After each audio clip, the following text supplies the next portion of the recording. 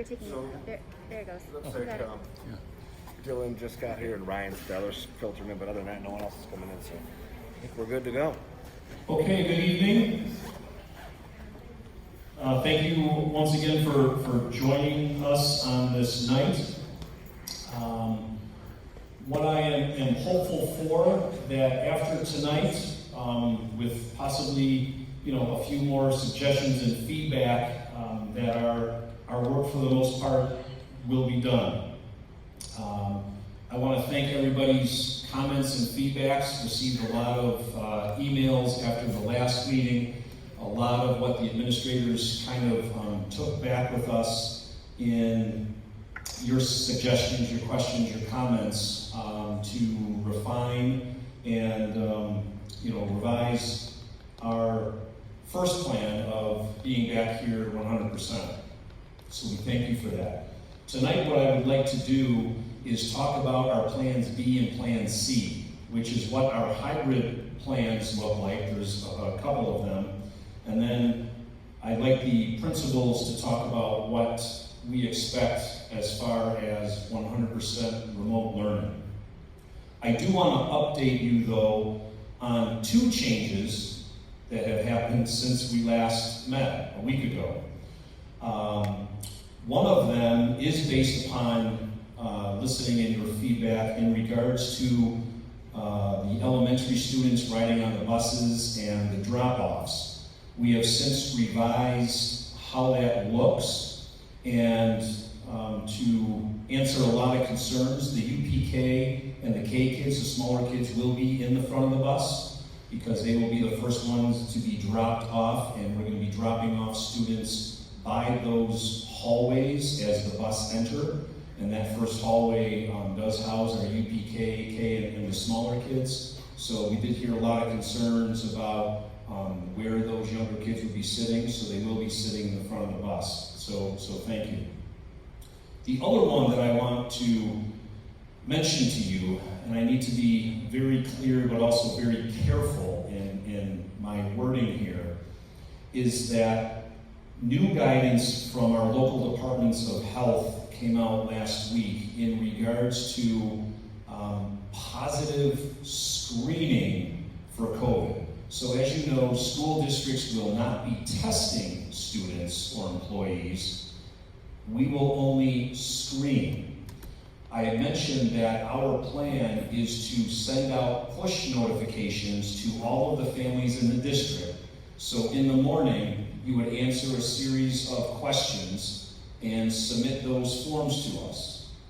Obviously, it's the generic questions of have you been out of state, have you come into close contact with someone, that's COVID. But there's also a handful of symptoms that would be listed for your children and for the employees here. We've already mentioned this last Friday. There's a list of symptoms like muscle soreness, sore throat, headache. There is a box that you would actually have to put in a fever, a numeric fever temperature grade. But here's the concern. If you positively screen your own child, like you click on, they have muscle soreness, and at the end you submit that form to us, if you answer yes to any of those symptoms or those questions, you, on your end, will get an alert to say to keep your child at home, and we, on the back end, will see that your child is symptomatic. Here's the issue. Your child now cannot return to school until they have a negative COVID test. That also goes for employees. That is huge. Before, the guidance kind of came out and said that we would ask you to go see your primary care physician, and oh geez, maybe it was an earache, and the doctor could write a note saying you can return to school. Not anymore. So at any time that your child or you indicate that your child is symptomatic with any of those, even just a headache, Your child cannot return to school until they have, number one, a doctor's note, number two, their symptoms are gone, and number three, they have to have a negative COVID test.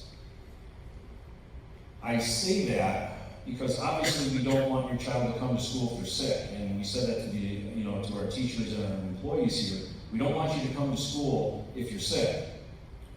But I will tell you that I had muscle soreness this morning because I worked out yesterday, and I actually cut the grass this weekend, and I have a little bit of a nagging cough, but I know it's from allergies, because I typically have allergies during the summer, and I'm typically sore when I work out. If I were to mark one of those boxes, I probably wouldn't be here for the next month. Because in working with our local departments of health, testing is very scarce around here, and it could take 5 to 7 days for the results. So that is something new that has come down in the last week. I will be mentioning this to the parent groups on Thursday when I have those community forums. But I just want people to be very careful that if you are going to indicate one of those symptoms, know what the consequences are for your child to return back to school. So just some new guidance. Yes.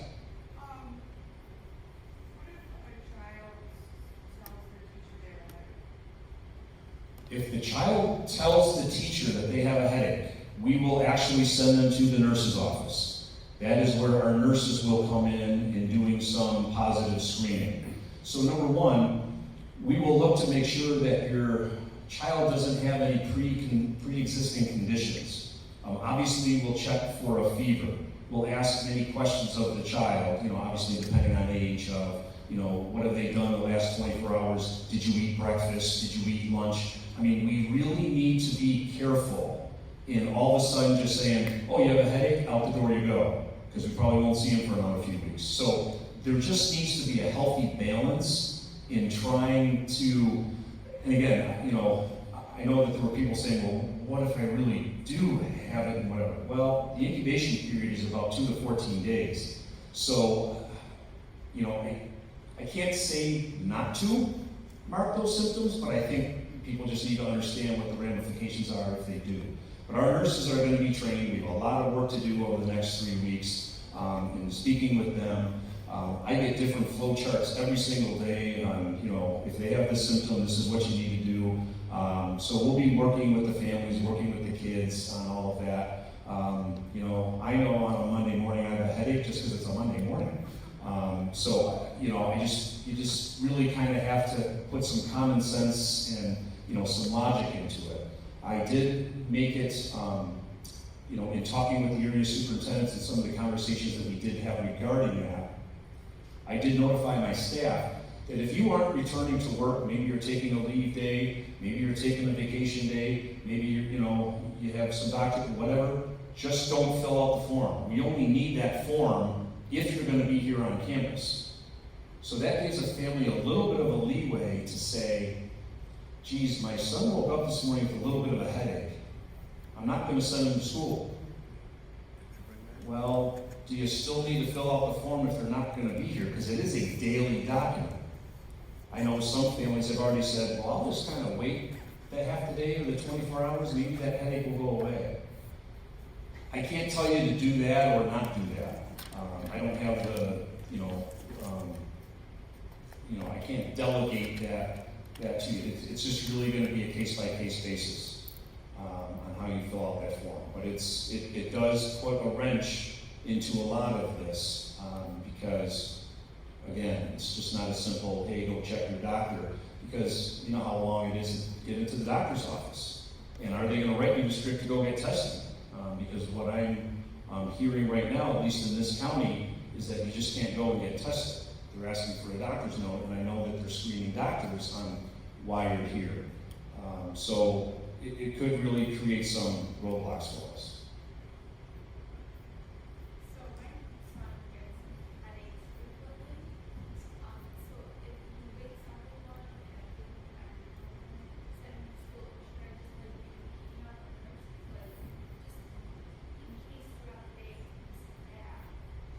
I mean, correct. Can you repeat the question? Yes. So you said that My son typically gets headaches. typically gets headaches. Asking questions, and so I'll give him ibuprofen and send him to school. I would check his temperature first. Well, if it's typical. Sure. This happened last year. Yes. But now it's not next year. So should I just send maybe the nurse an email saying, woke up with a headache, so that's one. It's pretty much our normal. Yes, that's what I would do. I think there's going to be a lot of communication at this point right now. The district is looking and providing the nurses, at least an extra, staff member in the morning, as we open up, because I think they're going to have, a busy office. So, but again, it's really just, we were told from the Department of Health in regards to answering those questions, is this symptom really something that's not normal? Like I said, during the summer, during the winter, I'm going to get a runny nose, because I get that. And it's hard to decide, is this just a common cold? Is this something that, the biggest thing is when the flu season hits. No offense, everybody thinks it's going to be COVID. And, even when you say, hey, I got a headache and muscle soreness, and you click those on and you go get a test, it's just, I don't know if the guidance is going to change. You still have 3 weeks before school starts, but that was something that changed this past week since we met. So just kind of keep that in the back of your mind as we start off the school year. Question? Is that a local health department, or is that statewide? Currently, right now, it's a local health department, but they are all working together, because our next question was, are you talking to Erie County? Are you talking to Niagara Orleans County? Are you talking to Wyoming County? Here's the other issue that we have.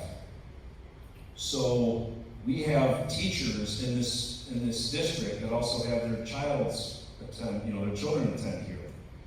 If their child comes down and says, I don't feel well, and the nurses believe that, okay, I'm screening you positive, you have this, this, and that, you need to go home, guess what? The whole family's got to go. Immediately. And none of them can come back until they have a negative COVID test. So then the conversation even escalated, and I said, well, what if we have a child here that has to go home, and we find out that mom and dad teach in a different district? Guess what? We got to call that district and say, you got to yank those teachers out of there. So are you seeing where this is going? It's not going to be good, and we're holding on and we're praying, but we're all shaking our head. I'm right there with you. So it could turn in real quickly into a nightmare. So, question? Yes, I think you just answered this, but just to clarify, in the morning, if my kiddo wakes up with a cough, and I check one of those boxes, I'm being truthful, you're telling me I need to keep all 3 of my kids home that day? Right now, the guidance is for that individual child, because if you have 3 children, you're going to do it individually. Unless they are all fine, you can actually do them all at once. But if they're not going to have the same answer, then you're going to have to do them separately. We will get notification on that individual child. Now, here's the funny thing. Just what I said about if they were in here in school and positively screened. I would at this point send your other 2 children to school. Because again, it's the documentation that we have to go by. It's a goofy scenario, because no offense, if you're a family that has 3, 4, 5, or how many kids, every single day one of them's not feeling well. I hear you. As we get closer, hopefully I can provide a more clear picture. But that's tough. It's, I would tell you, depending on the severity of it, you may, but again, I don't have any answers. But if I don't fill the form out and I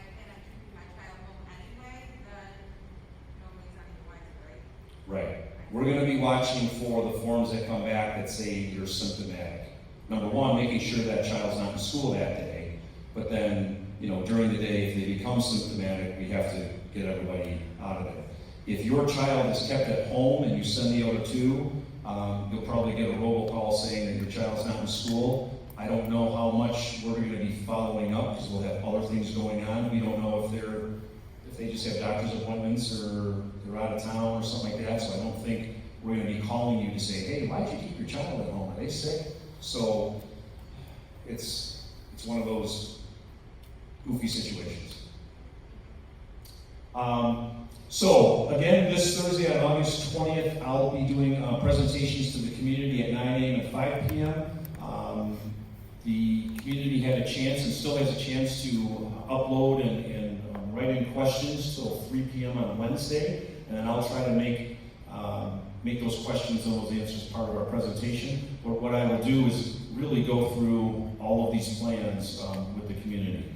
And then on August 24th, next Monday, we'll also just do a YouTube live stream where the community members, like you did last week, can enter questions and just give them one last chance to see our plans. And then we're looking to have our staff back here on Thursday the 3rd before Labor Day, and then we extended the time that we have with them to reopen the schools so that following Tuesday, Wednesday, Thursday after Labor Day, we'll be training and we'll have a lot of sessions to be involved in. And then school obviously will start on Friday, September 11th. So that is the plan. And, we have lots of training for the students as well. So, it's our intention, I think, that Friday just to kind of, do a trial run and walk through the day. And then that following week, there'll be lots of, class meetings, but spread out. And a lot of, student trainings that we'll go through to make sure that the students understand what their protocols and procedures are and what they need to do. So, again, I'm going to actually turn this over to Connie. She's our Director of Curriculum, Instruction, and Assessment. She's going to kind of go through the hybrid, and the principals will go through the remote plans. There's nothing earth-shattering here. And I don't think it would take us more than about a half an hour to discuss these plans, if that. So I'll turn it over to Connie. Thanks. Hello. If you are a teacher in this room, then you've already seen the slides that we have coming up. I want to speak before I go any farther to the people that were in the hybrid task force meeting originally that Mrs. Backey and I directed. We tried our darndest to get some things done, and I want to give you a little background. So hybrid learning means your students are in school for a period of time, and then they're remote learning for another period of time. Each district is tackling it a little bit differently. The thing that we need to remember with hybrid learning is our instruction keeps moving forward. It's not like in the spring where we might have been doing more review and we were paring down our standards and saying, okay, we're going to teach this unit and this unit, and we might not get to that one. We're moving forth with instruction. In this district, we listen to our families. I think this has been shared before. One of the big pieces of feedback is we want like one learning platform, one place to go to find our kids' information. I don't want to go somewhere for my kindergartner and my 6th grader, and then somewhere different for my 12th grader, and then even another different place for my 3rd grader. So all teachers in this district will be utilizing Google Classroom. We will be utilizing Google Classroom in person. So our plan, everybody knows, is to open up 5 days a week in person. Every teacher will be using Google Classroom. If we go to the hybrid model, every teacher will be using Google Classroom. If we go to the remote model, every teacher will be using Google Classroom.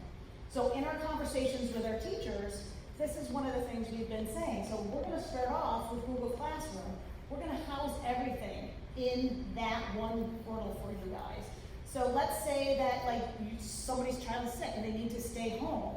Say Kelsey's staying home one day. If she's not super sick, she can just jump onto Google Classroom and all her material will be in there. Now, the middle high school teachers, some teachers may have synchronous, which means live learning. Maybe Kelsey tunes in at 10 o'clock for her math class. Or it also could be asynchronous. So maybe Mrs. Bergman recorded the lesson and she just goes in and has to watch the lesson. So that's what the hybrid would also look like. If I'm in person, I'm having my regular instruction, but my material's in Google Classroom. When I'm hybrid, my instruction is the same as if I were in the classroom, but I'm doing it at home. And it's gonna look a little different in middle high school than it will look at elementary school, just due to the grade levels. Both Mrs. Geller and Mr. Peterson have put out in-depth things to the teachers, and specific to your own children, you'll get a lot more information. So just that's a little background. So hybrid. When I met with this group, we had teachers, we had community members, we had students, we had a real good mix. The big thing I heard about middle school, high school, and this came strongly, especially from our students, is they wanted to be here every day. And our thought process originally was half days. And if we could do like maybe period 1 to 5 in one day, and then period 6 to 10, we were trying to figure it out. We kind of had a good plan. And then when we talked to our transportation director, we realized there was no way we could make that happen. So that was kind of a bummer. So Kelsey, I'm sorry. Then talking to the elementary teachers, we're talking about, okay, so if we're here 2 days a week and then home 3 days a week. A lot of the districts are going, you come Monday, Tuesday, not here Wednesday, come back Thursday, Friday. Teachers were not interested in that, nor were students, because that puts you away from school for almost a week. So we heard that. So our original plan, if anyone followed our big, huge district reopening document, that's a live document. So if you've been in there, you might go in one day, you go in the next day and say, wait a second, that says something different. That might be happening frequently as the guidance changes. So our original document for hybrid was your kids would come either Monday and Thursday in person, or Tuesday and Friday in person. So that would allow them to be here at least 2 times over a course of the week, but not back to back. Fast forward, another thing happened that was out of our control, BOCES. So a lot of our high school kids go to BOCES, and it means a lot to them. For some of those kids, that is why they come to school. We had no say in the BOCES schedule, like 0 say. We were, I can almost venture to say, shocked when we got the schedule. Oakfield-Alabama BOCES students will be attending BOCES virtually for half a day on Wednesdays and full-time on Thursdays and Fridays. That is the only option we have to have our kids there. So when I show you these models, hopefully you'll understand how we came to them. So our first virtual model, our elementary kids will stay here 5 days a week. We are under 50% capacity in the elementary school right now. When we come back full time, we're still under 50% capacity, keeping people 6 feet apart. Mrs. Geller came up with some great ways. We knocked down some temporary walls to make classrooms bigger, move some teachers around so we can do that. So if we get the call and we're told we have to reduce and go hybrid, here's plan 1. Elementary stays as is. Our special ed and high needs students, they will stay as is. So they'll be the 5 days a week. What will change in hybrid 1 is our middle high school. And this is, I know it's exactly what that cohort or that task force did not want. We tried really hard. This is what it's gonna look like. Cohort A will be last name A to M and our students in BOCES. Cohort A will attend in person Monday and Tuesday, and then they'll be remote Wednesday, Thursday, Friday. And that Thursday and Friday are when the BOCES kids actually would physically go to BOCES. Cohort B will be last names N through Z, and they're the flip-flop. They're going to be in person Tuesday or Thursday and Friday, and remote Monday, Tuesday, Wednesday. If you're in a family, you may be in a mixed blended family where you have last names from different parts of the cohorts. We will work with you. We understand that that would be super inconvenient to have half your kids on one schedule and half your kids on the other. So that is the one thing that we were able to maintain is a consistent schedule, and we will work with you case by case. If you look at this and you realize half your kids are in one and half your kids are in the other, if we get to this point, just contact the principals at the school and we will make it work so all of your children go on the same days. So what will your kids be doing on the opposite days? Again, instruction will keep moving forward. They'll just be going to Google Classroom to get their new lessons, their new activities. So say the health department comes back and says, okay, got to cut it down even further. That's when we move to plan 2. And plan 2 Special ed and high needs remain in person 5 days. The guidance is very strong about that. Again, it's a family's decision. We're not gonna force that, but we will provide that. And then our elementary and our middle school go to that cohort A, cohort B model. And again, in this model, we're making sure that families are in that same schedule, and we'll work with you on that. That's the hybrid plans in a nutshell. Again, yes, go ahead. So it's not one or the other, it's No. plan one first. Yes. And then we would move on to plan two. It Yes. wouldn't be like having to decide which one are we gonna go with. Nope. So it's like in person, that's what we're achieving, that's our goal. And then the next one, when we get kicked down, we go to plan one. When they kick us again, we go to plan two. When they kick us again, we go to remote. So it's kind of like that gradual step down. Are there any other questions? So Wednesday, Yes. what, is that remote completely? I'm glad you said that because I forgot about this slide. Thank you. So Wednesday, in the elementary, the learning expectations on Wednesdays are going to be a little bit different than the middle high school. So all remote instruction is going to be focused on non-technology activities on Wednesdays for our elementary kids. Could be project-based learning, SEL activities, family-based learning and projects. On Wednesdays, if we're in this model, the teachers would try to host a Google Meet, because now if I'm seeing half in person on 2 days and the other half the other days, we want those students to be able to get to know each other. So that would be a time where a teacher might host a Google Meet, so those two cohorts of elementary kids can actually get to know each other. So when we do end up in class again together, they know who these kids are. In the middle high school, it's going to look a little bit different. They're going to be involved in asynchronous learning, meaning it's not live. They're going to be doing it at their own pace on the computer. Teachers are going to use these days to provide support, maybe individual, on a small group basis. They might have virtual office hours for kids. So that's the plan for the middle high school. And again, we're going to get a little bit more detailed with it as it unfolds and we see what happens. We don't know what it's going to look like if we go hybrid and we have to send our BOCES kids on Thursdays and Fridays. And Mr. Peterson's got a great plan. We're going to try to utilize a learning lab so we can support anybody who's doing remote learning. Again, Mr. Fiskus has said this many times. It looks great on paper, but until it happens, we're not going to know. And when we get to that point, we're going to be looking for your feedback as well. Sure. If you have a teacher who's doing synchronous learning, are they going to be doing it at the time the class is normally scheduled, or will they be picking a different time, like what happened this spring? So that's going to be, I anticipate most synchronous learning would happen at the middle high school level. It's not going to be across the board, but if it is happening, it would occur at the time of the class. Yes, you're welcome. And again, middle high school will send out some real detailed information to families should we go into this situation, so families know exactly what to expect and students do. Anything else? Sure. So what do our special ed kids do on Wednesdays? They'll be involved. Here we've got a learning lab with teachers, and the same thing will probably be happening. Mrs. Gellert's going to work with Mrs. Backey and their special ed teachers to figure out exactly what they will look like. If it's our self-contained classes, they would just be in the regular self-contained class.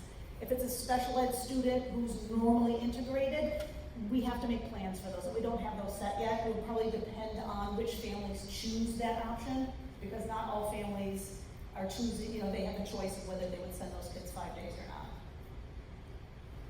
We have to provide it, but they don't have to choose it. What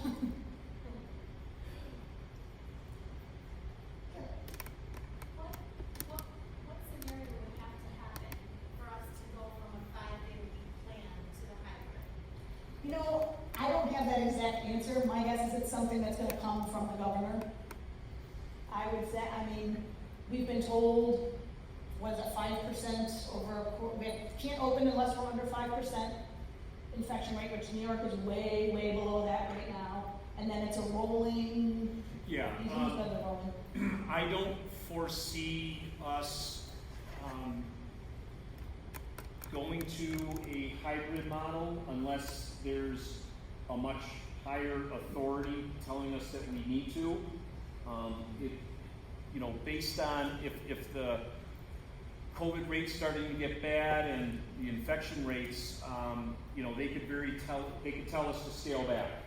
And that's what we would do. We would start with that first plan because we do think that having our elementary kids in school 5 days a week is huge.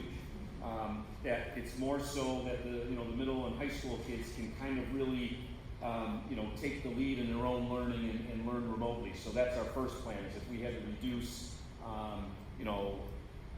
the buildings and the kids on campus any one day, we would do that. Depending on how bad it gets, that's why we have an additional plan that we would also include the elementary school. And then the remote, there's going to be a lot of scenarios too, because the way the governor has his metrics is it's over a 7-day rolling average. Now, as you remember last spring, we were all here on a Friday afternoon, and then by Saturday night, you got the robocall that we were shut down until further notice, and then the kids never came back. That's not going to happen here. If things get bad, it's on a 7-day rolling average, so we actually have time to prepare and transition into one of these. That being said, I think we may see the remote plan come into play possibly before any of these hybrids. But the way that we implement the remote plan could very easily be by a building. So for example, I had mentioned that a student is screened positive for COVID and we send that student home.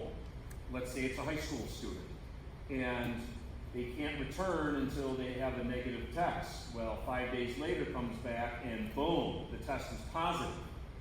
Now the Department of Health comes in, it's contact tracing. We kind of back off and assist their investigation. They could very easily come in here and say, you need to shut your building down for 24 hours so we can investigate. So right then and there, I will say the elementary school is good to go. Middle high school, we are now transitioning into remote learning. Now, how much of that is a day or two, So there's going to be just a lot of scenarios to play. If they come in and they do contact tracing and they say, okay, now there's kids at the elementary that were a part of that, or it was a shared teaching member. It could be both. It could be one building. It could be the other. It could be for 24 hours. They could turn around and say, all right, you guys got to shut down for 3 weeks. So that's why we have these plans, and it's very hard to explain what they are because they're constantly changing, and they're just not. They're as concrete as they can be. So State Ed has approved our 5 days? State Ed, as of right now, I have not heard a word, has approved our reopening plan to reopen full. So basically, all of the plans that every district had to submit included all 3. I don't think they care whether we're here 5 days or we're going hybrid, because I never had to check a box to say, what is your ultimate goal? Everybody's ultimate goal is to come back 5 days, but as you can hear each and every day, many districts are going hybrid. I know I live out in Erie County and a lot of districts are going remote. I don't think the state cares about that decision. They just want to make sure that you have all 3 in place. So, one thing that I want to say that we've been working really hard that hopefully will alleviate some of families' concerns is going back to the Google Classroom. And some of our teachers were already proficient in it. All of them during COVID, I think, started to get in the spring, and we're providing even more in the staff days we'll have before school reopens. But let's say all of a sudden your family had to quarantine, and all of a sudden Johnny can't come to school, but he's healthy. By having everything in Google Classroom from day one, he can just seamlessly go right into Google Classroom and continue with his work. Another thing with our elementary age kids, some of our kids haven't had Chromebooks yet. They might not be as adept because in general, we don't use the technology as intensely in the past with the littles. Our teachers know when those kids come in, they're going to tackle that social emotional learning, making school feel safe and happy. But they're also at the same time going to show them how to use those Chromebooks and how do you log on and give them all that nice basic information. So should, like Mr. Fiskus said, we have to go remote, those kids already have been exposed and have some familiarity with that. And one thing that also came up in the hybrid task force that I think was a universal concern that came up with feedback was training for parents. And so our tech director is planning on putting together Google Classroom, Chromebook, ParentsWare, all of these platforms that we're now moving toward. He's going to put together training for parents so you can feel comfortable using it and then supporting your child with the technology as well. I want to interject quickly. Yep. One thing that we have typically not done in the elementary school, first grade and up, they've never really taken their Chromebooks home. This year, from day one, the Chromebook in first grade all the way to fifth is going to go home with a charger to be charged every single night. So I'm strongly encouraging you to take advantage of the insurance policies. That is going to be put into the welcome letter, and I have that information. We have the serial numbers and everything ready for you guys to go. We are working towards kindergarten also having that as an opportunity. But knowing that they've never had that before, our teachers are going to need more time to work with them in class. So they may not bring them home until the end of September, beginning of October. But anytime we need to flip that and go into a remote situation, or you have a kiddo that is sick, but you don't want them to get behind in their schoolwork, those technology resources will be home from here on forward. So I just wanted to make sure that I shared that as loud and as many times as I can, because that's very different from us. Usually we don't let anybody but fifth grade take them home, and that's only like halfway through the school year. So this is a big lift for us this year. That'll be the difference between that school and our school. In our school, we're going to ask them to bring them home every night, charge them every night, so that they have them in the event we have to go remote via a day's notice. Not that I expect that to happen, but even on a short notice, we'll have that equipment with them. So this has been said by a lot of people, and I'm kind of reiterating some things that have been communicated already. We're only going hybrid. We're here tonight to talk about contingency plans. We're only going hybrid if someone tells us we have to. We're only going full remote if someone tells us we have to. But the reality with remote learning is it is there from day one.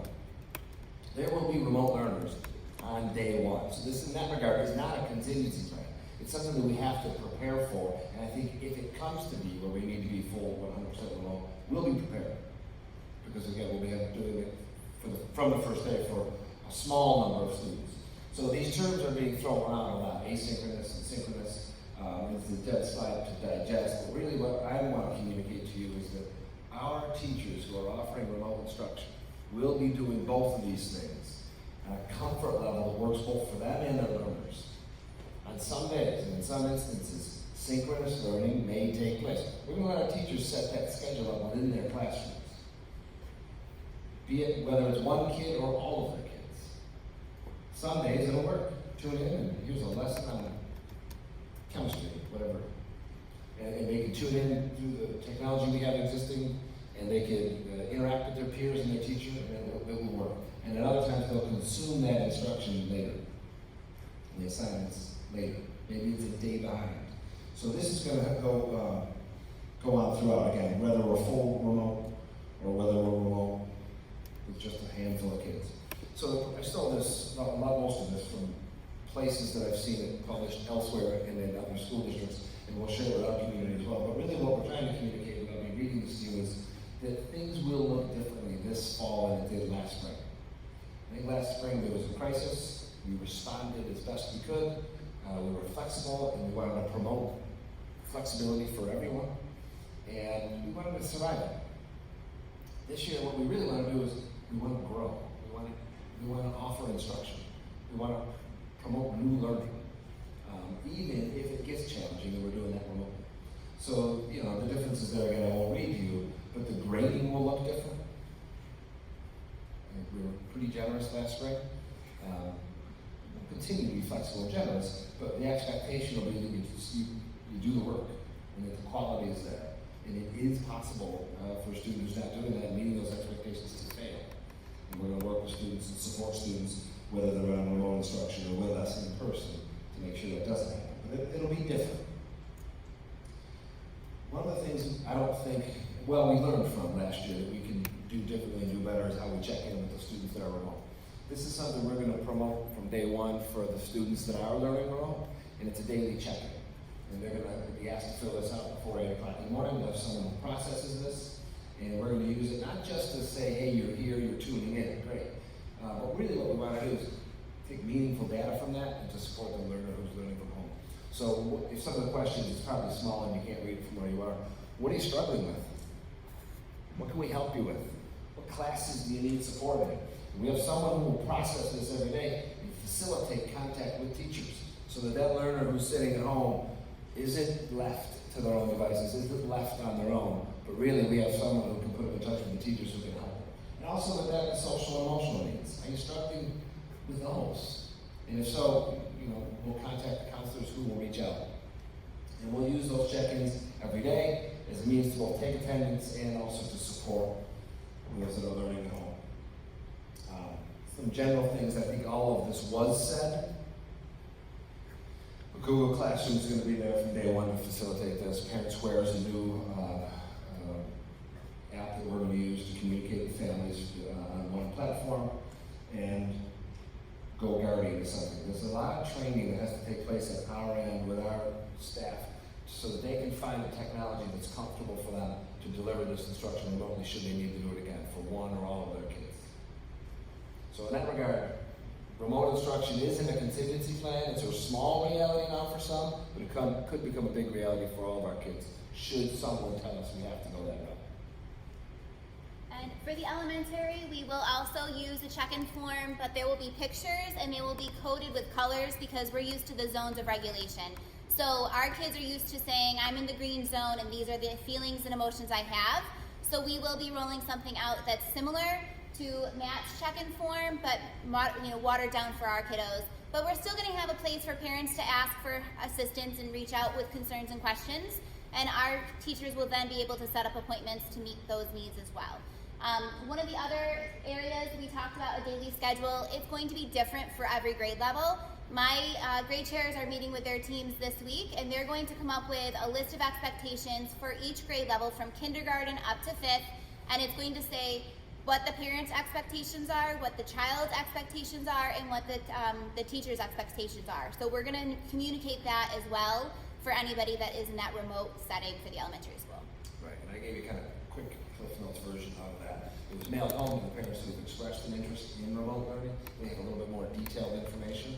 And what I think I'll do is end up putting that on our website so it's accessible to anyone who's merely curious about what remote learning might look like for this setting. Any questions? Specifically about remote learning, but hybrid, anything we've said tonight or didn't say? Dusty?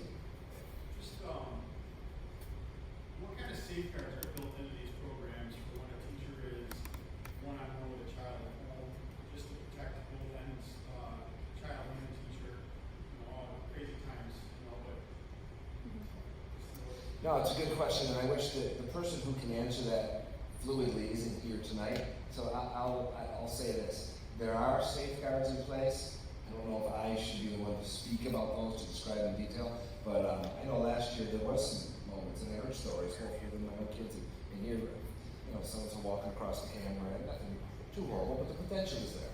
So we want to make sure we safeguard both sides. The teachers providing the instruction, the student who's at home. And again, I can put Mr. Z in touch with you, and he'll put out some information to families so that they know that we have safeguards in place, and he'll give you some specific details, unless anyone wants to chime in with something I haven't. I was going to reference Goguardian.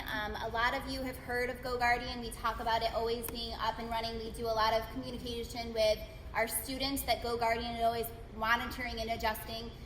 What's nice about Goguardian is there's built-in features and catchwords. So there's certain phrases and catchwords that are automatically flagged, and then they are ranked on their severity, and the admin team immediately gets a notification.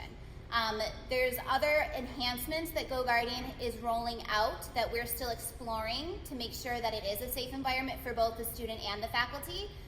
But there are times where you don't have to have your camera live. You can use just your picture, but you still can communicate and have that chat, and that video conferencing is turning into audio conferencing. So there are some safeguards in that manner. We really use Goguardian to offset all of that and troubleshoot that for us. So if you want to Google that, I'm sure something will come up until Mr. Z is back. But we can definitely put something more detailed on our website as well, and then share that out through Parent Square. Way in the back. Okay, quick question about like the attendance policy. Like, okay, so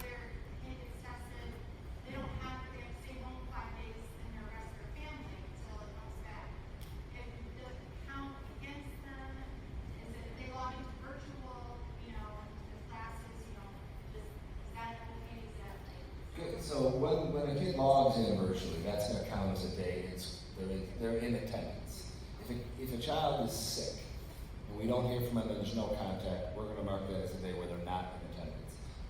The guidance for us is to relax the attendance policies, but we're still gonna work with families when there's a detachment, we don't hear from a kid for a day, 2 days, 3 days, we're gonna work with those families and reach out, be it through a phone call or through a home visit, and see if there's something we can do to support that student and get them here, either virtually or in person.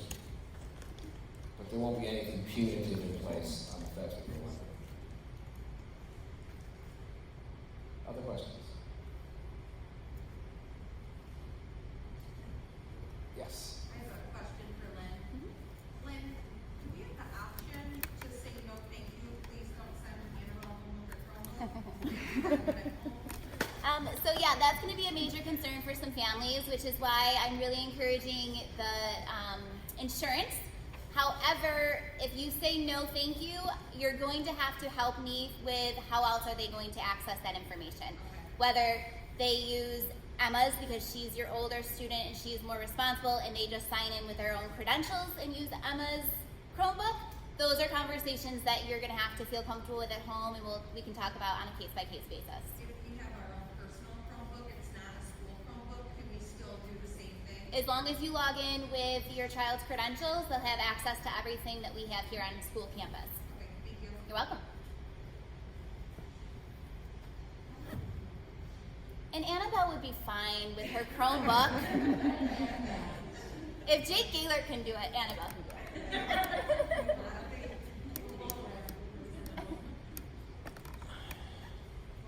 So like I said, based on the guidance, based certainly on, our first and our second task force meeting, we're at the point where we're kind of finalizing these plans on paper. And, we'll, obviously we are monitoring and tweaking things on a daily basis. The admin team met this morning. We met with the teachers on Friday in regards to kind of rolling out these protocols. I know Lynn and Matt will be, communicating to the teachers as we get closer to the school years of what these things are going to look like. And I've mentioned time and time again, and in my conversations with the other area superintendents, we're all doing this for the first time, and we all don't have the answers, and we're doing what's best for, for what we think is for our communities. And, I welcome the emails and, just the phone calls in regards to, hey, did you think of this, or whatever, because we are constantly tweaking these ideas and things that come up. And unfortunately, it seems, for the most part, in regards to this guidance, we're reacting to it. And I have a feeling that as we get closer to the school year, there's going to be other guidance that's going to come out. And whether that, burns our castle down and we have to switch into a different mode, I have no idea. But we're all just kind of hanging on, and we'll continue to communicate with everybody. And is there any feedback, suggestions, questions about these two? Again, like Mr. Peterson said, they're not really contingency plans because we are going to have some remote learners. Also think that, in a sense that your child could very easily go remote and be remote if they do get sick. And they are quarantined, or your family's quarantined, or something. So, in a blink of an eye, it may not be a building or the district, it could just be your family or your child in school. So we have to prepare for all of that. And it's tough. It's tough for everybody. And I can't imagine being a teacher having to have 3 different levels. When I prepared, it was, okay, all my kids are going to be in my classroom, and here we go. But now, geez, now I got 2 kids, and there's another kid that I won't see for 14 days, he's sick, okay.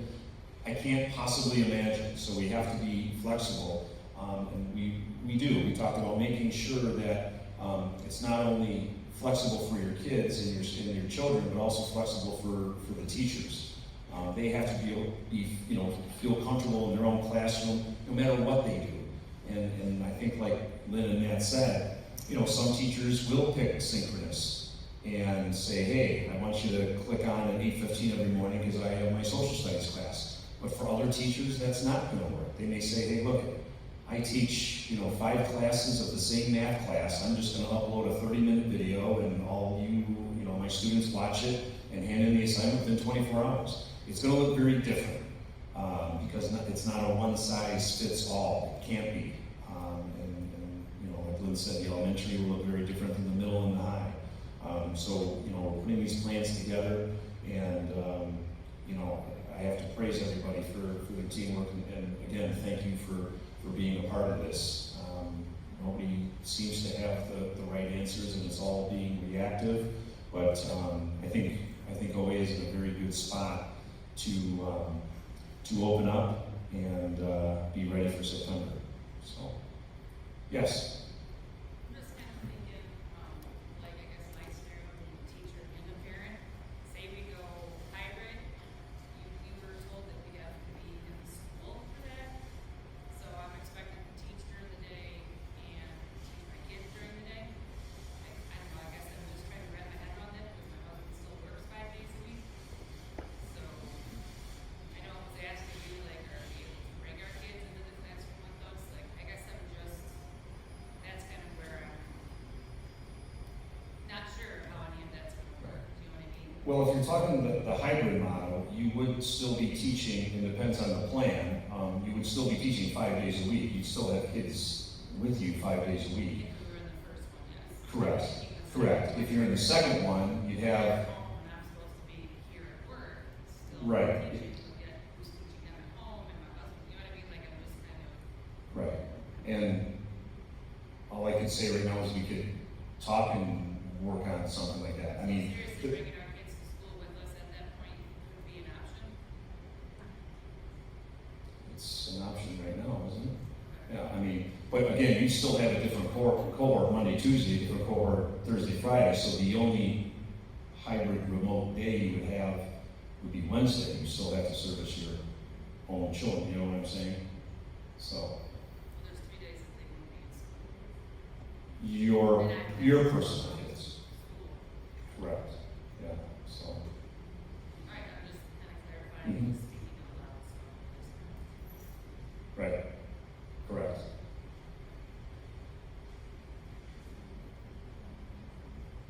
Yes, I don't know, I can't hear anybody else, so I'm just gonna stand up.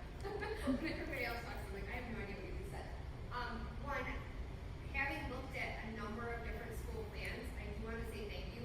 For one, not looking at us cross-eyed when we do ask questions, we can actually answer them, which is really nice.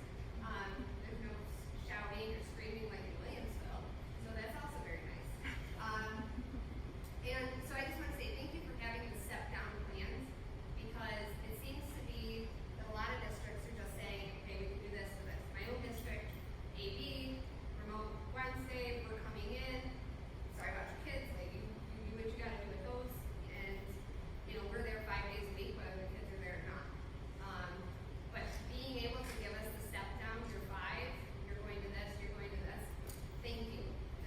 I don't know what else to say, but it was nice to be able to see that, and also see that you guys do have a plan for all the questions that we've asked. I don't know if there's one tonight that you're saying, well, gee, I just don't know, and we're all in the same situation of anything could change, but thank you for not just saying that tonight, like, oh, I don't know what's gonna happen, but here's our thoughts on what might happen, so thank you.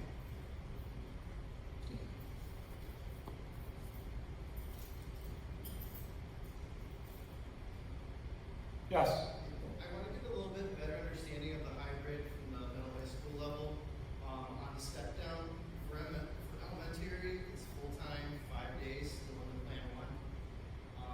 Why does the middle high school skip from a full-time to a 2-day? I was wondering if there was discussions on a 3-day every other. So why are we going from I'm just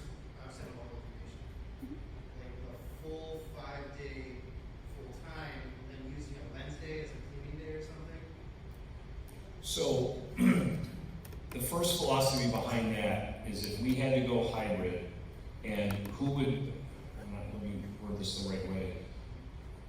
If we want to talk about the responsibility put back on learners, it is obvious that elementary students should be in school 5 days a week. So that's why there's the 2 plans. So if we ever had to step down, we don't want to affect the elementary kids in their years at the elementary, learning, number, all that stuff. They need to be in school 5 days a week. It's a lot easier to have middle school and high school students take on their own responsibility for the remote learning compared to a second grader being on their computer for 3 hours a day. It's easier for the middle and high school. The reason we went to the 2 days is because of the consistency. We heard a lot of feedback that you don't want to tell a kid, okay, you're going Monday, Wednesday, Friday, and the following day, Tuesday, Thursday, and have the other cohort go Tuesday, Thursday, and then Monday, Wednesday, Friday, because it creates just a nightmare for families and planning. The other part of that is the GVEP region, they're starting hybrid. So we had a plan in place, and when they came out and said, Oakfield-Alabama, instead of coming in morning or AM BOCES, which is what we had, they now said your BOCES kids are coming Thursday, Friday, full-time every single week. So now what do we do? How do we get them here in person? And that's the Monday, Tuesday. So I don't know if that answers your question. I was just, because I know in Alden, where I'm from, they're using that Wednesday. So it'd be, you go to school Monday, Tuesday, Wednesday, and the next week you go Monday, Tuesday. The Thursday, Friday group would go Thursday, Friday. The following week, this is for middle school, high school, they would go Wednesday, Thursday, Friday. Yeah, we just listen to, I don't know if a plan is better than the other. The other issue with that too is if we go to hybrid, we're keeping cohorts together in a Monday, Tuesday group. It makes it easier if we have to follow contact tracing. And then Wednesday is the cleaning day, and then you have the other cohort going, Thursday, Friday. So I know that some people said alternate days, and it was even discussed, well, let's have a Friday so the kids have a 3-day weekend, so to say. Well, so it kind of went back and forth. So that plan isn't wrong. Our plan isn't wrong or right. It's just what we, in the end, looked at. That it also serves that we are keeping the cohorts together. But again, you're here on a Monday, and let's say you're absent Tuesday, you're not back in school to the following Monday. So there's that week, which was a negative to this plan. It is what it is, I guess. I wasn't saying the plan was like dicey at all. I was just trying to understand how the step down plan 1 and 2. Yes. There was It's keeping the elementary full load and reducing the sizes up here. And then if we have to do another step, now it's the elementary hops on the same plan. Can I jump in real quick? Because a Yeah. lot of that was that BOCES driven because of that Thursday, Friday. And it seems silly to put middle school on a different schedule than high school because we share teachers across middle and high school. Like that, our hybrid plan really got driven by the CTE and BOCES. And I've seen a lot of those plans, Dylan, and what I like about ours, at least on paper, is the consistency. I'm a A through N kid. I know I'm there on these days, and I thought that. I was just trying to get them there. Yeah. And what you're suggesting Alden's doing does maximize that teacher-student contact, which is not nothing. That's an important thing too. We felt like that we could sacrifice that for the sake of consistency. And I think you were correct, it would be easier for middle high school, but knowing that if we have to full remote or go down even further, the elementary school, that would be really hard for our kids to understand. But we also wanted to be cognizant of the fact that older students are helping with childcare and helping with tutoring. So I don't love that my kids are going to be Monday, Tuesday, and then Thursday, Friday, but knowing that that's going to be easier for families to kind of come up with childcare, making sure an older sibling is available to support some of those learning, it just made sense to stay consistent with what worked for the high school schedule.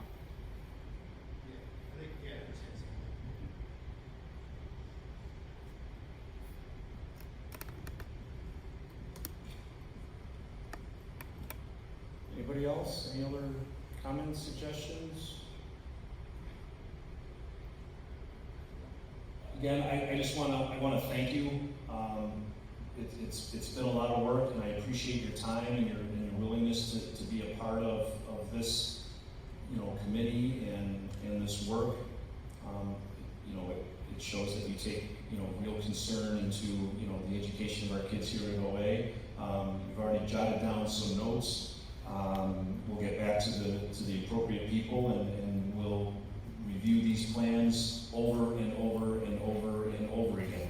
I went in and changed something in that reopening plan because it is a live document.